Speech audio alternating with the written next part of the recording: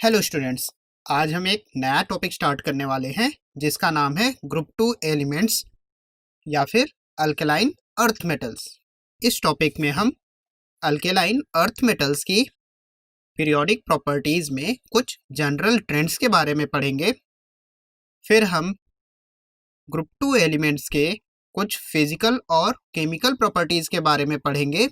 उसके बाद हम अल्केलाइन अर्थ मेटल्स के कुछ कंपाउंड्स के जनरल कैरेक्टरिस्टिक्स के बारे में पढ़ेंगे। टॉपिक के एंड में हम बेरिलियम के एनॉमलस बिहेवियर के बारे में डिटेल में पढ़ेंगे। तो चलिए शुरू करते हैं हम general trends in properties of alkaline earth metals से। यदि हम अल्केलाइन अर्थ मेटल्स के अबंडेंस की बात करें तो इसमें बेरिलियम एक रेयर अर्थ मेटल होता है, यानी कि यह अर्थ क्रस्ट पर बहुत ही रेयर अमाउंट में मिलता है। यदि हम मैग्नीशियम के अर्थ क्रस्ट पर अबंडेंस की बात करें तो यह अर्थ क्रस्ट पर मिलने वाला 7th मोस्ट अबंडेंट एलिमेंट होता है। वहीं कैल्शियम अर्थ क्रस्ट पर मिलने वाला 5th मोस्ट अबंडेंट एलिमेंट होता है। ग्रुप 2 में स्ट्रोंशियम और बेरियम काफ़ी लो अबंडेंस में मिलते हैं, जबकि रेडियम ग्रुप 2 में सबसे कम अमाउंट में मिलता है। रेडियम जनरली हमें इग्नियस रॉक में मिलता है, जिसमें इसका परसेंटेज 10⁻⁻10% होता है। आप यह सोच रहे होंगे कि ये इग्नियस रॉक्स क्या होते हैं। इग्नियस रॉक्स ऐसे रॉक्स होते हैं जो लावा या फिर कहें मैग्मा के सॉलिडिफिकेशन से बनते हैं। चलिए अब हम बात करते हैं ग्रुप 2 एलिमेंट्स के इलेक्ट्रॉनिक कॉन्फ़िगरेशन की। इन एलिमेंट्स के वैलेंस सेल के एस सबसेल में केवल 2 इलेक्ट्रॉन्स प्रेजेंट होते हैं, इसीलिए इनका जनरल इलेक्ट्रॉनिक कॉन्फ़िगरेशन होता है नोबल गैस NH2। इस तरह से अगर हम बेरिलियम का इलेक्ट्रॉनिक कॉन्फ़िगरेशन लिखें तो वह हमें मिलता है 1s2 2s2। वहीं मैग्नीशियम का इलेक्ट्रॉनिक कॉन्फ़िगरेशन होता है 1s2 2s2 2p6 3s2। Calcium का इलेक्ट्रॉनिक कॉन्फ़िगरेशन होता है आर्गन 4s2। स्ट्रोंशियम का इलेक्ट्रॉनिक कॉन्फ़िगरेशन होता है क्रिप्टन 5s2 और बेरियम का इलेक्ट्रॉनिक कॉन्फ़िगरेशन होता है xenon 6s2।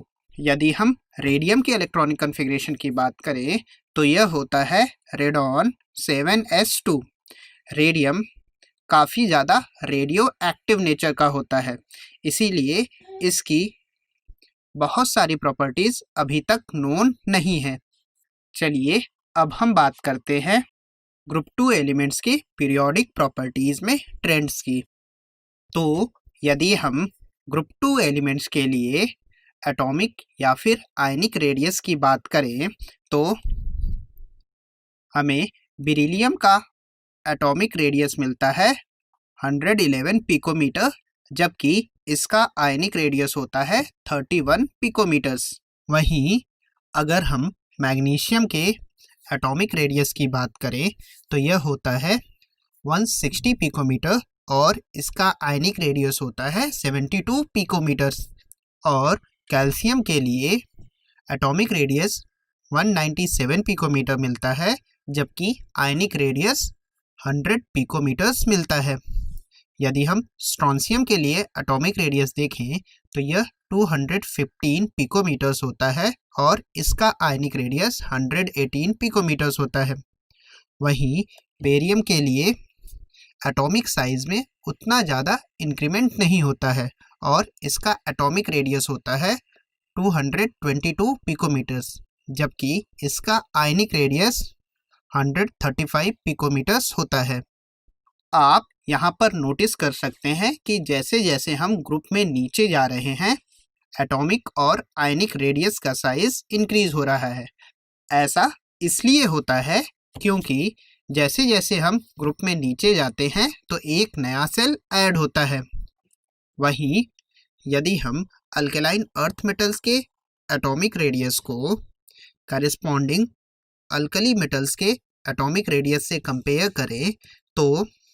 Alkaline earth metal के केस में न्यूक्लियर चार्ज इंक्रीज होने के कारण इनका एटॉमिक और ionic radius corresponding alkali metal से छोटा होता है।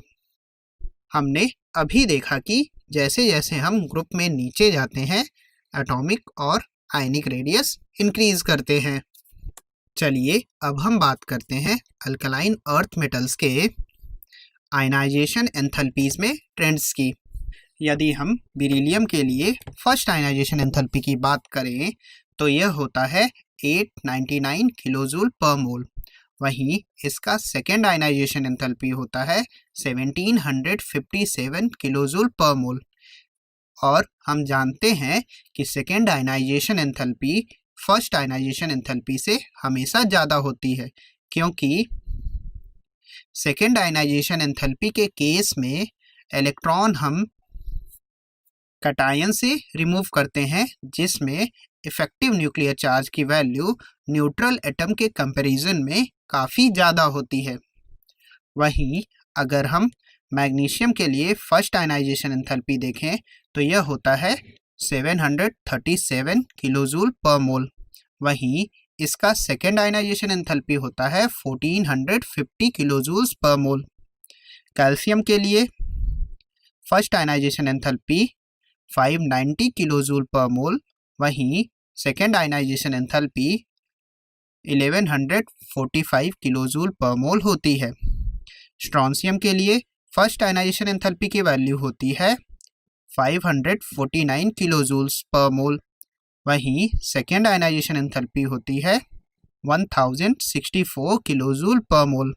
बेरियम के लिए फर्स्ट आयनाइजेशन एंथैल्पी की वैल्यू घटकर 503 किलोजूल पर मोल हो जाती है। वहीं सेकेंड आयनाइजेशन एंथैल्पी की वैल्यू 965 किलोजूल पर मोल हो जाती है। रेडियम के लिए आयनाइजेशन एंथैल्पीज में थोड़ा इंक्रीमेंट देखने को मिलता है, जिसमें फर्स्ट आयनाइजेशन एंथैल्पी होती है 509 किलोजूल पर मोल। वहीं सेकेंड आयनाइजेशन एंथैल्पी होती है 979 किलोजूल पर मोल। करेस्पॉन्डिंग पीरियड्स में इनकी आयनाइजेशन एंथैल्पी काफ़ी कम होती है। ऐसा इसलिए होता है क्योंकि इनका साइज काफ़ी बड़ा होता है और वैलेंस शेल में केवल 2 ही इलेक्ट्रॉन्स प्रेजेंट होते हैं, जिनको निकालना आसान होता है। वहीं अगर हम ग्रुप 2 एलिमेंट्स की आयनाइजेशन एंथैल्पीज को ग्रुप 1 एलिमेंट से कंपेयर करते हैं तो ग्रुप 2 एलिमेंट्स की आयनाइजेशन एंथैल्पीज ग्रुप 1 एलिमेंट से ज़्यादा होती हैं। ऐसा इसलिए होता है क्योंकि ग्रुप 2 एलिमेंट्स के केस में एटम्स का साइज करेस्पॉन्डिंग अल्कली मेटल्स के साइज से छोटा होता है, जिसके कारण जेड इफेक्टिव की वैल्यू वैलेंस इलेक्ट्रॉन्स पर बढ़ जाती है और उनको निकाल पाना थोड़ा डिफ़िकल्ट हो जाता है। और अगर हम यहाँ पर ग्रुप 2 मेटल्स के लिए आयनाइजेशन एंथैल्पी का ट्रेंड देखें तो ग्रुप में नीचे जाने पर एटॉमिक साइज बढ़ने के कारण इनकी आयनाइजेशन एंथैल्पीज डिक्रीज करती हैं। चलिए अब हम बात करते हैं ग्रुप 2 मेटल्स के हाइड्रेशन एंथैल्पीज की। ग्रुप 2 एलिमेंट्स में बेरिलियम की हाइड्रेशन एंथैल्पी सबसे ज़्यादा होती है, जो कि 2494 किलोजूल्स पर मोल होता है। ऐसा इसलिए होता है क्योंकि बेरिलियम का साइज ग्रुप में सबसे छोटा होता है और छोटे साइज के कारण ही वाटर मॉलिक्यूल्स इसको अच्छे से सराउंड करके हाइड्रेट कर पाते हैं। वहीं मैग्नीशियम का हाइड्रेशन एंथैल्पी साइज बड़ा होने के कारण घटकर हो जाता है 1921 किलोजूल पर मोल। कैल्शियम का हाइड्रेशन एंथैल्पी 1577 किलोजूल पर मोल होता है। स्ट्रोंशियम का हाइड्रेशन एंथैल्पी 1443 किलोजूल पर मोल होता है और बेरियम का हाइड्रेशन एंथैल्पी होता है 1305 किलोजूल पर मोल। ग्रुप 2 एलिमेंट्स की hydration enthalpy corresponding group 1 element के हाइड्रेशन एंथैल्पी से ज़्यादा होती है। ऐसा इसलिए होता है क्योंकि ग्रुप 2 एलिमेंट्स का साइज ग्रुप 1 एलिमेंट के साइज से कम होता है। हम यहाँ पर नोटिस कर सकते हैं कि ग्रुप में नीचे जाने पर आयनिक साइज बढ़ने के कारण आयंस की हाइड्रेशन एंथैल्पी डिक्रीज करती है। ग्रुप 2 एलिमेंट्स की हाइड्रेशन एंथैल्पी ज़्यादा होने के कारण यह ऐसे कंपाउंड्स बना पाते हैं जो कि एक्सटेंसिवली हाइड्रेटेड होते हैं। जैसे कि अगर हम मैग्नीशियम क्लोराइड और कैल्शियम क्लोराइड की बात करें तो ये वाटर को एब्जॉर्ब करके MgCl2.6H2O और CaCl2.6H2O जैसे हाइड्रेटेड फॉर्म में एग्जिस्ट करते हैं। वहीं अगर हम इनके करेस्पॉन्डिंग ग्रुप 1 मेटल के क्लोराइड्स की बात करें तो इनकी हाइड्रेशन एंथैल्पी कम होने के कारण ये हाइड्रेटेड कंपाउंड्स फॉर्म नहीं कर पाते हैं और इनके कंपाउंड्स एनहाइड्रस होते हैं।